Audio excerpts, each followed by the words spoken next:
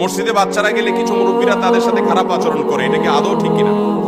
এই মুরব্বীরা সবগুলো আল্লাহর কাঠগড়ার আসামি হবে। যেই মুরব্বীরা ছোট ছোট বাচ্চাদেরকে মসজিদে গেলে ধমক দেয়, ঘাট ধাক্কা দেয়, তোমার বাপের বাড়ি এটা? মানুষকে ধাক্কা দিতে আসছো, ধমক দিতে আসছো? সব জায়গায় মাতবরি মাস্তানি। মসজিদের মধ্যে ছোট ছোট বাচ্চারা যখন আসে, বিশেষ করে এত ছোট বাচ্চা আবার না, ভুল বুঝবেন না, যে অনেক বাপ মা আছে 3 বছর 2.5 বছরের বাচ্চা নিয়ে আসে, ও পেশাব করে দিবে, নষ্ট করতো, নামাজের কিছুই বুঝে না।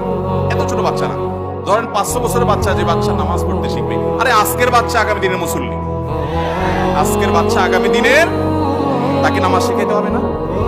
এখন সমস্যা হলো, আপনি বলবেন যে ভালো কথা নামাজ শিখাইতে হবে, কিন্তু মসজিদে আসলে মুসল্লিদের ডিস্টার্ব করে, মুসল্লিদের এতটুকু ডিস্টার্ব সহ্য করার মতো মানসিকতা থাকতে হবে। সব কিছুতে পণ্ডিতি করা যাবে না। গল্প শুনেন, ঘটনা শুনেন। নবী করিম সাল্লাল্লাহু আলাইহি ওয়াসাল্লাম সিজদায় গেছেন, আমাদের নবীজি সিজদায় গেছেন, নাতি হাসান বা